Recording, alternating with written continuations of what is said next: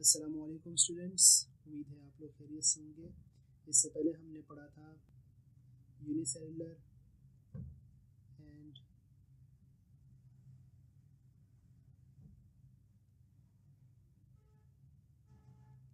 Organisms के बारे में, माइक्रोस्कोप के बारे में पिछले दो प्रीवियस टू लेक्चर्स जो हमने लिए थे। आज हम पढ़ेंगे टिश्यूज़ के बारे में। क्या आपने कभी सोचा है कि हमारी बॉडी में बिलियन सेल्स होते हैं? बिलियन मतलब मिलियन भी नहीं, बिलियन सेल्स होते हैं जो बहुत सारे अलग अलग तरीक़ों में काम आते हैं। और सेल का जो यूनिक स्ट्रक्चर, जो ब्लड सेल का यूनिक स्ट्रक्चर होता है, वो कुछ इस तरह का होता है। ठीक है, तो हमारी बॉडी में बिलियन सेल्स होते हैं। हर सेल, जो इतने सारे सेल्स होते हैं, वो एक जगह पे तो नहीं रह सकते ना। अगर उनको अलग अलग सेल्स को यूनाइट करना है, अलग अलग सेल्स को अलग अलग फंक्शन परफॉर्म करने हैं, जैसे फंक्शंस हो गए, और इसके अलावा अलग अलग सेल के अलग अलग करेक्टरिस्टिक्स हैं और रोल्स हैं अलग अलग सेल्स के। तो इन सब को करने के लिए उनको कुछ डिफरेंट टाइप्स में बांट दिया होता है। तो उनको हम, इन सब को तो हम सेल्स कहते हैं, ये सब तो हमारे पास सेल्स हैं। लेकिन ये जो एक ब्रैकेट में ये लोग यूनाइटेड हैं, इनकी फिर अलग स्पेसिफाइड जॉब्स होते हैं, इनके अलग जॉब्स होते हैं, इनके अलग जॉब्स होते हैं। जॉब्स मतलब जो काम वगैरह वो लोग करते हैं, उनके अलग अलग होते हैं। तो एक सिंगल सेल जो है, मिसाल के तौर पर अगर ये सिंगल सेल है, या फिर अगर ये सिंगल सेल है, ये हमारे पास न्यूक्लियस है, हमने पिछली क्लास में पढ़ा था अगर आपको याद होगा। माइटोकॉन्ड्रिया है, इसके बाद इसके गोल्गी बॉडीज है और राइबोसोम्स है। ये सेल एक ऑर्गेनिज्म में, एक इंसान में कैसे कन्वर्ट होता है, तो उसको टिश्यूज के हवाले से हम उसको भी डिस्कस करेंगे। Cells of the same type working together to perform the same job make up a tissue. मिसाल के तौर पर अगर मैं ब्लड में ये ब्लड लिया हुआ है, बहुत सारे ब्लड के सेल्स मिलके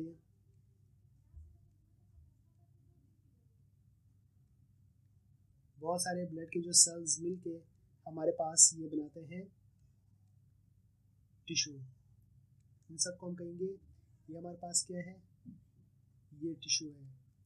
ठीक है, तो बहुत सारे सेल्स अगर आपस में मिलते हैं, बहुत सारे सेल्स और आपस में मिलते हैं और वो फॉर्म करते हैं same job.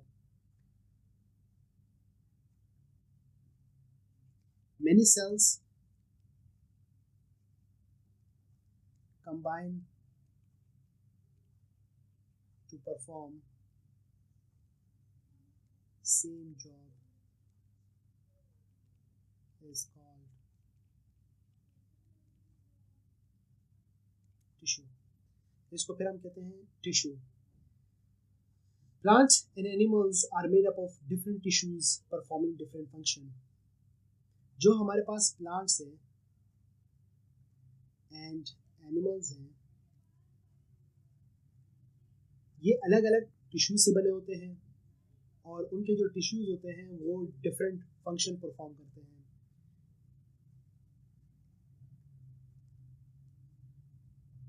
Different tissues perform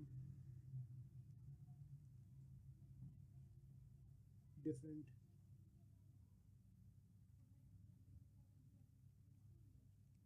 function. ठीक हो गया। अब ये हमारे पास कुछ सैंपल्स हैं उसके। एनिमल टिश्यूज है, एनिमल टिश्यूज में आते हैं एपिथेलियल टिश्यू। क्या आते हैं? Epithelial tissue. एपिथेलियल टिश्यू क्या करते हैं? Protect the structures beneath it. इसके नीचे ये टिश्यूज है, इस टिश्यूज के नीचे जो स्ट्रक्चर होता है उसको ये प्रोटेक्शन देते हैं। फिर इसका आता है हमारे पास मसल्स टिश्यूज। अच्छा, ये कॉन्ट्रैक्ट करते हैं, ठीक है, जो हमारे मूवमेंट में हेल्प करते हैं। प्लेयर है, क्रिकेट प्लेयर जो आजकल वर्ल्ड कप बहुत मशहूर है, चल रहा है, तो क्रिकेट प्लेयर अगर कोई बॉल कर रहा है, ये क्रिकेट प्लेयर जो है ना वो बॉल कर रहा है, ठीक है, तो ये बॉल जो ये इतना मूव कर रहा है अपने आप को और इतनी स्पीड से भागता हुआ जो आ रहा है, ये इसकी मूवमेंट को जाहिर करता है, और ये मूवमेंट कौन करता है? हमारे पास मसल टिश्यूज ये मूवमेंट परफॉर्म करते हैं। ठीक है, प्लांट टिश्यूज में हमारे पास है एपिडर्मल टिश्यू। एपिडर्मल टिश्यू क्या करता है? ये प्रोटेक्ट करता है a plant against injury and prevents it from drawing up. Epidermal tissues जो है वो एक प्लांट को, एक पौधे को, मिसाल के तौर ये हमारे पास एक पौधा है और ये फ्लावर है, ये सेल जो है ये प्लांट के इस स्ट्रक्चर को प्रोटेक्ट करता है। कैसे प्रोटेक्ट करता है? इसको ड्राई होने से और इसको इंजर्ड होने से बचाता है। ठीक है, और फिर इसके बाद है हमारे पास फोटोसिंथेटिक टिश्यूज। फोटोसिंथेटिक टिश्यू क्या करते हैं? Make food for the plant through photosynthesis.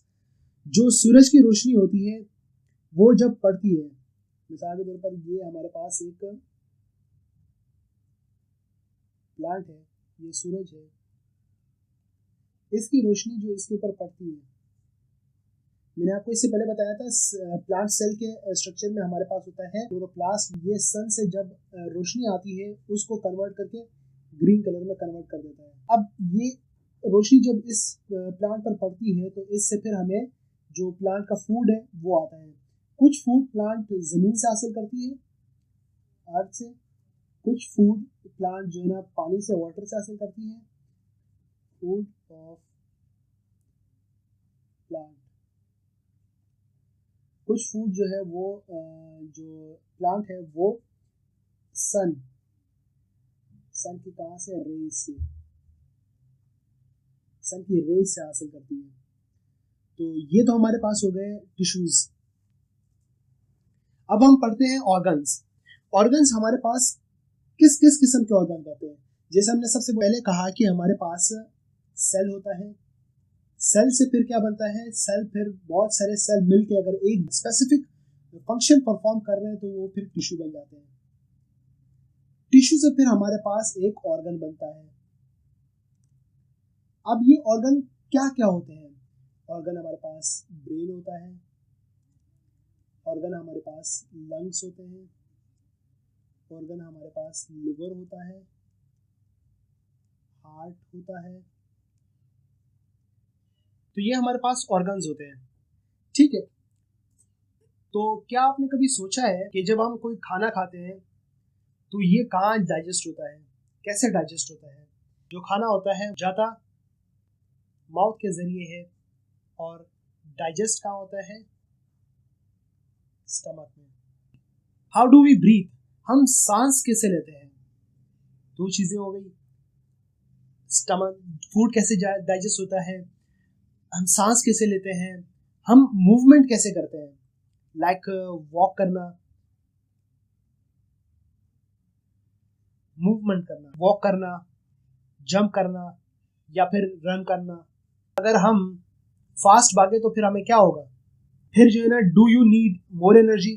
क्या आपको ज़्यादा ऐसे लगते हैं कभी कभी जब आप ज़्यादा काम करते हैं, ज़्यादा काम करने की वजह से थकावट होती है, वीकनेस होती है, टायर्ड हो जाता है बंदा, थक जाता है, तो उसके बाद हमें और एनर्जी की ज़रूरत पड़ती है। How does your body increase energy? फिर जो ये एनर्जी ज़्यादा काम करने की वजह से ख़त्म हो गई है तो ये फिर ये कैसे लेवल बढ़ाती है? अगर एक बॉडी ज़्यादा थक जाती है, टायर्ड बॉडी, ज़्यादा काम करने की वजह से उसकी जो एनर्जी लेवल होता है वो डिक्रीज होता है। क्या होता है? डिक्रीज। तो फिर वो क्या ऐसी चीज़ है कि वो खाने से या फिर वो लेने से या कोई वो चीज़ परफॉर्म करने से जो आपकी बॉडी के जो टायर्डनेस लेवल है और जो एनर्जी लेवल है, टायर्डनेस लेवल कम हो जाता है, एनर्जी लेवल बढ़ जाता है। तो ये कुछ सवाल हैं जिनके हमें जवाब देने हैं। तो ये हो गया हमारे पास हार्ट, जो मैंने आपको ऊपर बताया था, लंग्स, लिवर, फिर इसके बाद kidneys and brain. Human organ. Have you ever thought what a wonderful machine our body is? क्या आपने कभी सोचा है कि हमारी बॉडी कितनी ज़बरदस्त मशीन है? वी थिंक, हम सोचते हैं, ईट, हम खाना खाते हैं, फिर इसके बाद मूव, हम चलते हैं, लिसन, सुनते हैं, जो मैं बात कर रहा हूँ अभी आप सुन रहे हैं, आप सुनते हैं मेरी बात को, and feel, and we do all this without realizing how we do them. ये सब, ये अल्लाह की बड़ी नेमत है। ये क्या है? हमारे पास ये सारी चीज़ें नेमत है। आप उनसे जाके पूछें जिनके पास ये चीज़ें नहीं है, जिनके पास इन चीज़ों की अवेलेबिलिटी नहीं है, वो तरसते हैं इन चीज़ों के लिए। एक मेंटल पर्सन है या फिर हाफ मेंटल है, कैपेबिलिटी ऑफ थिंक, अगर आप उससे कहें सोचे तो वो नहीं सोच सकता। ठीक है, अगर आप किसी ऐसे बंदे को खाने को कहें जिनका मुंह कैंसर की वजह से खराब है तो वो खा नहीं सकता। ईट की एबिलिटी उसकी ख़त्म हो जाती है। जिनको फालिज होता है और उनको फालिश बहुत ज़्यादा बड़ा अटैक होता है फालिश का, तो उनकी मूवमेंट जो होती है वो गायब हो जाती है, वो मूव नहीं कर पा रहे होते। और जो सुन नहीं सकते, अगर आप उनको कहें कि आपको लिसनिंग की एबिलिटी चाहिए तो वो आपको कहेंगे कि जी बिल्कुल, वो तरसेंगे सुनने के लिए, लेकिन वो सुन नहीं सकते। इन सब के होने के बावजूद हम इतने मगरूर हैं कि हम इसके बारे में सोचते ही नहीं हैं। हमें ये पता ही नहीं होता कि जो ये नेमतें अल्लाह ताला ने हमें दी है, ये भी किसी वजह से है हमारे पास, वरना ऐसे दुनिया में बहुत सारे लोग हैं जिनके पास ये नेमतें हैं ही नहीं। Just as a machine is made up of many parts, our body is made up of different systems. जैसे कि एक मशीन है, वो मुख्तलिफ तरीकों से बना होता है, मुख्तलिफ पार्ट्स उसमें लगे होते हैं। हमारी बॉडी भी अल्लाह ताला ने ऐसे ही बनाई है। हमारी बॉडी में भी डिफरेंट पार्ट्स, डिफरेंट सिस्टम है, वो परफॉर्म कर रहा होता है। A system consists of a group of organs working together to perform a particular function. एक सिस्टम है, उसको एक ग्रुप चाहिए, ग्रुप ऑफ ऑर्गन्स चाहिए जो सिमिलर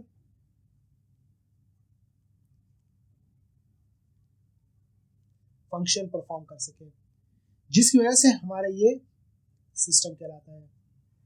इंसान की बॉडी में डिफरेंट टाइप ऑफ सिस्टम्स होते हैं। एक होता है डाइजेस्टिव सिस्टम। जब आप कुछ खाते हैं तो जो आपका खाना हजम हो जाता है उसको हम कहते हैं डाइजेस्टिव सिस्टम। हम इसको एक एक करके पढ़ेंगे, लेकिन अभी सिर्फ ऊपर से मैं आपको थोड़ा समरी दे दूं। फिर इसके बाद है हमारे पास रेस्पिरेटरी सिस्टम। आप जब सांस लेते हैं तो जो सांस आप अंदर लेते हैं और जो एक्सहेल करते हैं, जो बाहर निकालते हैं, उसको हम रेस्पिरेटरी सिस्टम कहते हैं। सर्कुलेटरी सिस्टम, जो आपके खून का जो निज़ाम है उसको हम सर्कुलेटरी सिस्टम कहते हैं। फिर इसके बाद नर्वस सिस्टम, जो आपके सिग्नल्स का सिस्टम है। फिर इसके बाद जो आपका एक्सक्रीटरी सिस्टम है, फिल्ट्रेशन का जो सिस्टम है, वो भी इंसान के पास, इंसान के अंदर मौजूद है। अल्लाह ताला ने ये सलाहियत भी उसको दी हुई है। The various systems in the body together make up an entire organism such as a human being. ये सारे सिस्टम मिलके इंसान की बॉडी में इंसान को इंसान बनाते हैं। अगर किसी के पास रेस्पिरेटरी सिस्टम नहीं है, उसके पास लंग्स ही नहीं है, तो वो सरवाइव नहीं कर सकता। विद इन फ्यू सेकेंड्स वो मर जाएगा। अगर किसी के पास फिल्ट्रेशन का सिस्टम नहीं है तो वो नहीं सर्वाइव कर सकता। अगर किसी के पास डाइजेशन का सिस्टम नहीं है तो वो सर्वाइव नहीं कर सकता। एक सर्कुलेटरी सिस्टम नहीं है आपके पास तो आप सर्वाइव नहीं कर सकते। आपके पास अगर नर्वस सिस्टम नहीं है तो आप सेकंड्स भी सर्वाइव नहीं कर सकते। आज के लिए इतना ही। कल हम पढ़ते हैं organ system of human being.